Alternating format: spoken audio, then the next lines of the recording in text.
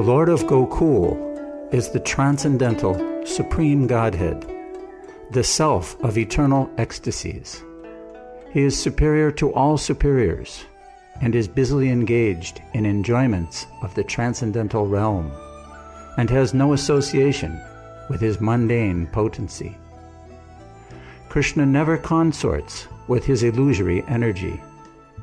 Still, her connection is not entirely cut off from the absolute truth. When he intends to create the material world, in which he engages by consorting with his spiritual potency Rama, by casting his glance at the deluding energy in the shape of sending his time energy, this is an auxiliary activity. The secondary process of association with Maya is described in verse 8. At creation, there appears a divine halo of the nature of his subjective portion, Svamsa. This halo is divine Shambhu, the masculine symbol or manifested emblem of the Supreme Lord.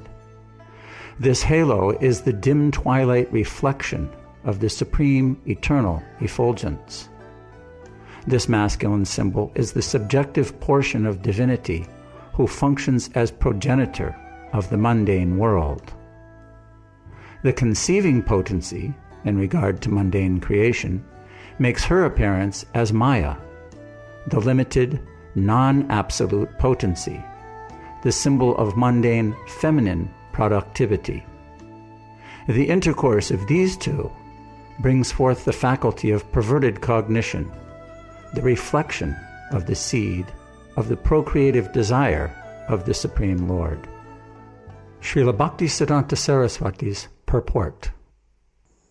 The seed of amorous creative desire in Goloka is the embodiment of pure cognition. The seed of sex desire found in this mundane world is that of Kali, etc., who are shadows of that divine potency. The former, although it is the prototype of the latter, is located very far from it. The seed of mundane sex desire is the perverted reflection in this mundane world of that seed of the original creative desire. All offspring of the consort of the great Lord Maheshwara of this mundane world are by nature the embodiments of mundane, masculine and feminine generative organs. The person embodying the material causal principle, that is, the great Lord of this mundane world, Maheshwara, Shambhu, in the form of the male generating organ, is joined to his female consort, the limited energy, Maya, as the efficient causal principle. The Lord of the world, Mahavishnu, is manifest in him by his subjective portion in the form of his glance. The Lord of the mundane world, Mahavishnu, possesses thousands of heads, eyes, and hands. He is the source of thousands of avatars in his thousands of subjective portions. He is the creator of thousands of individual souls.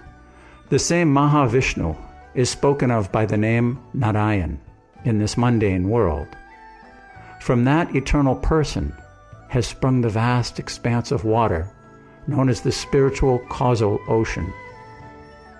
This subjective portion of Sankarshan, who abides in Paravyoma, the above supreme Purusha with thousands of subjective portions, reposes in a state of divine sleep, Yoga Nidra, in the waters of the spiritual causal ocean.